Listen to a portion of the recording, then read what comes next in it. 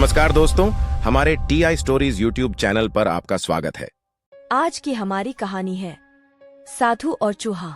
दक्षिण भारत के महिलारोप्य नामक नगर में भगवान शिव का एक प्राचीन मंदिर था। मंदिर की देखभाल, पूजा पाठ और अन्य समस्त कार्यों की जिम्मेदारी एक साधु के जिम्मे थी, जो उसी मंदिर के प्रांगण में स्थित एक कक्ष में रहा करता था। साधु की दिनचर्या भोर होते ही प्रारंभ हो जाती, जब वह स्नान कर मंदिर में आरती संपन्न करता और फिर गांव में भिक्षा मांगने निकल जाता। गांव के लोग साधु को बहुत मानते थे, इसलिए भिक्षा में अपने सामर्थ्य से अधिक ही दिया करते थे। साधु भिक्षा में प्राप्त अनाज से स्वयं के लिए भोजन बनाता, कुछ मंदिर में काम करने वाले निर्धन मजदूरों में बांट देता और शेष एक पात्र में सुरक्षित रख देता था। उसी मंदिर के प्रांगण में एक चूहा भी बिल बनाकर रहता था। वह रोज रात साधु के कक्ष में आता और पात्र में रखे अनाज में से कुछ अनाज चुरा लेता। जब साधु को चूहे की करतूत के बारे में ज्ञात हुआ, तो वह पात्र को एक ऊंचे स्थान पर लटकाकर रखने लगा। लेकिन इसके बाद भी चूहा किसी न किसी तरह पात्र तक पहुंच जाता। उसमें इतनी शक्ति थी कि वह छलांग लगाकर इतनी ऊंचाई पर रखे पात्र तक आसानी से पहुंच जाता था। इसलिए चूहे को भगाने के लिए साधु अपने साथ एक छड़ी रखने लगा।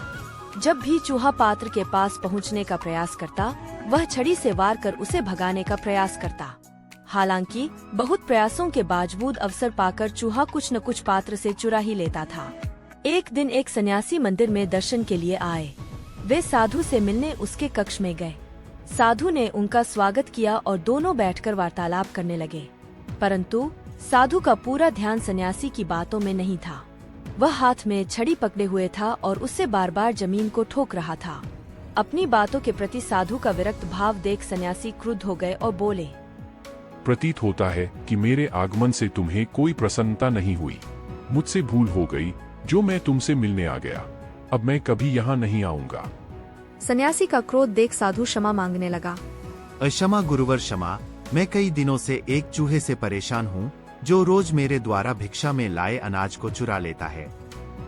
अनाज के पात्र को ऊंचे स्थान पर लटकाकर मैं छड़ी से जमीन को ठोकता रहता हूँ, ताकि चूहा डर से यहाँ न आए। किंतु वह किसी न किसी तरह पात्र में से अन्न चुरा ही लेता है। उस चूहे के कारण मैं आपकी ओर पूर्णतः ध्यान नहीं दे पाया। क्षमा करें। सन्यासी साधु की परेशानी समझ गया और बोला, अवश्य ही वह चूहा शक्तिशाली है, तभी इतनी ऊंचाई पर रखे पात्र तक छलांग लगाकर अन्न चुरा लेता है। हमें उसकी शक्ति के पीछे का रहस्य पता करना होगा। शक्ति का रहस्य? साधु सोचकर बोला, उस चूहे ने अवश्य कहीं अनाज संचित कर रखा होगा। वही उसके आत्मविश्वास का कारण है। उससे ही उसका भयहीन है और शक्ति का अनुभव करता है और इतना ऊंचा कूद पाता है।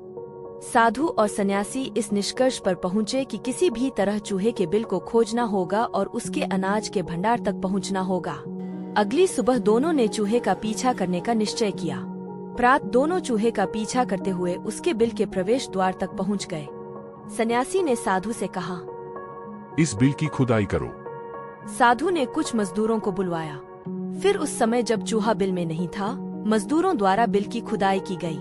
खुदाई में वहाँ अनाज का विशाल भंडार मिला, जो चूहे द्वारा चुराकर वहाँ एकत्रित किया गया था। सन्यासी के कहने पर साधु ने वह सारा अनाज वहाँ से हटवा दिया। इधर जब चूहा अपने बिल में लौटा, तो सारा अनाज नदारद देख दुखी हो गया। उसका सारा आत्मविश्वास चला गया। कुछ दिनों तक वह साधु के पात्र में से अनाज चुराने नहीं गया, किंतु वह कब तक भूखा रहता। एक दिन अपना आत्मविश्वास बटोरकर वह साधु के कक्ष में गया और वहाँ छत पर लटके अनाज के पात्र तक पहुँचने के लिए छलांग लगाने लगा, किंतु उसकी शक्ति क्षीण हो चुकी थी। कई बार छलांग लगाने पर भी वह पात्र तक पहुँच नहीं पाया। अवसर देख साधु ने उस पर छड़ी से जोरदार वार किया। चूहा किसी तरह अपने प्राण बचाकर घायल अवस्था में वहाँ से भागा। उसके बाद वह कभी न मंदिर गया, नहीं साधु के कक्ष। सीख: साधन संपन्न व्यक्तियों में अपने संसाधनों के कारण उच्च आत्मविश्वास और आत्मबल होता है। संसाधनों का अभाव व्यक्ति का आत्मविश्वास और आत्मबल क्षीण कर देता है। व्यक्ति कमजोर पड़ जाते हैं। इस स्थिति में व्यक्ति पर नियंत्रण प्राप्त करना और उन्हें पराजित कर पाना सरल हो जाता है।